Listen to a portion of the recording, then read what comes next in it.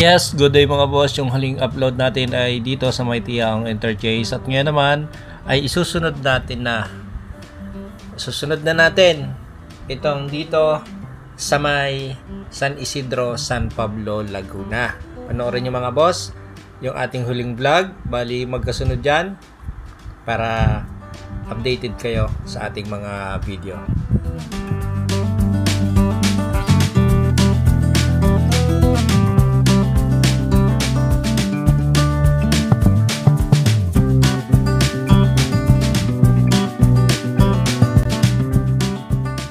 Okay mga boss, ito yung Tiyaong Interchange at ito yung ating huling update.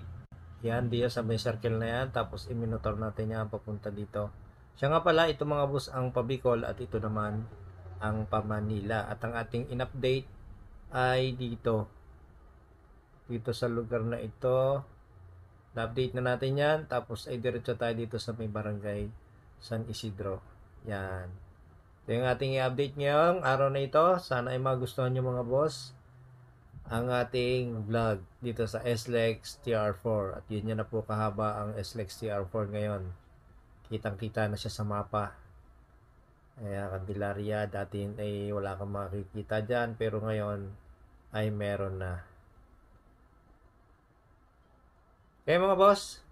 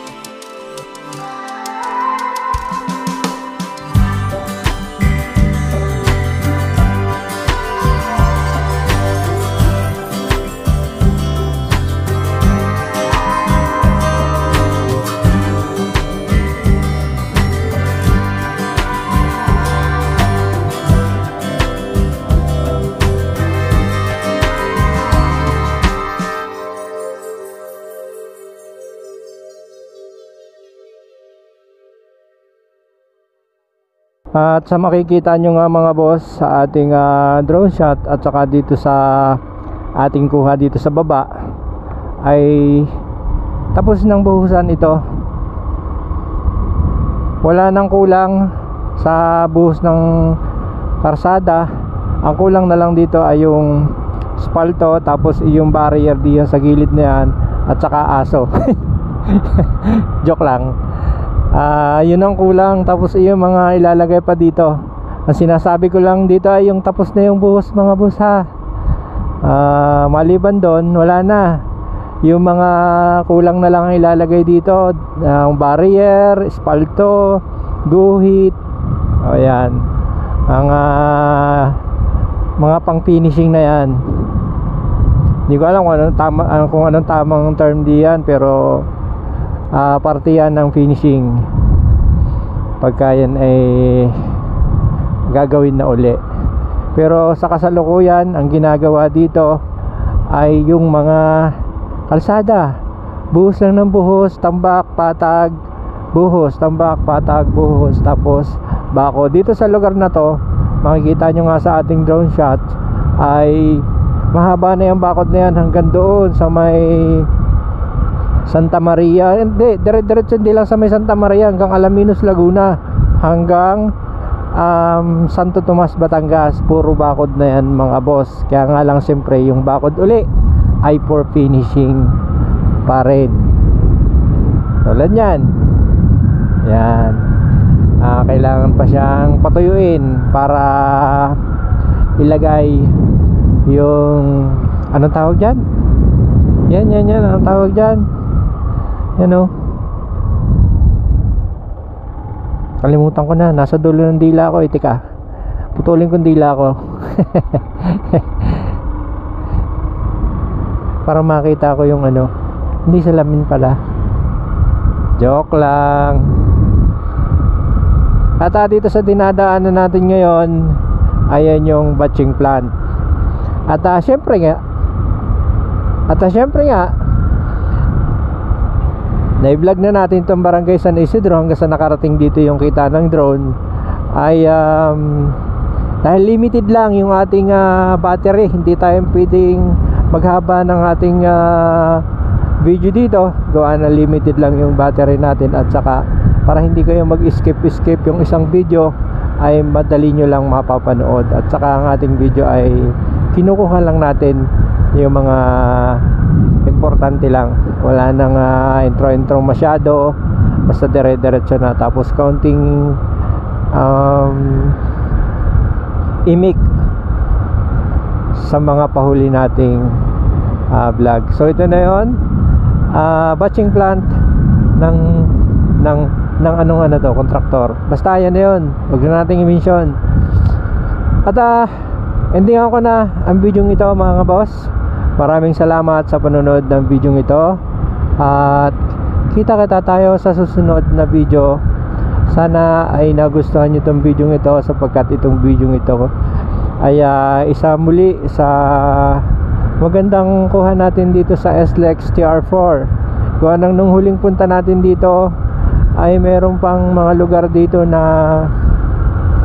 kailangan tapusin, buhusan ng semento.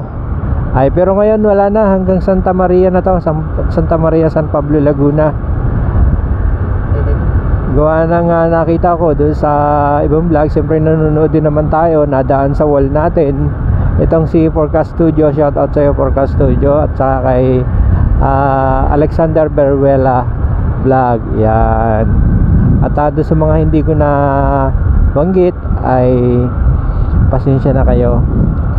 At tayo na nga, ay hanggang dito na nga lang, sapagkat tayo ay malapit na dito sa may Santissimo Rosario, San Pablo, Laguna. Maraming salamat mga boss, at kita tayo sa susunod na video. Salamat po. Santissimo Rosario na tayo. Alam ko itong lugar na to, Santissimo Rosario na to. Tapos na din dito.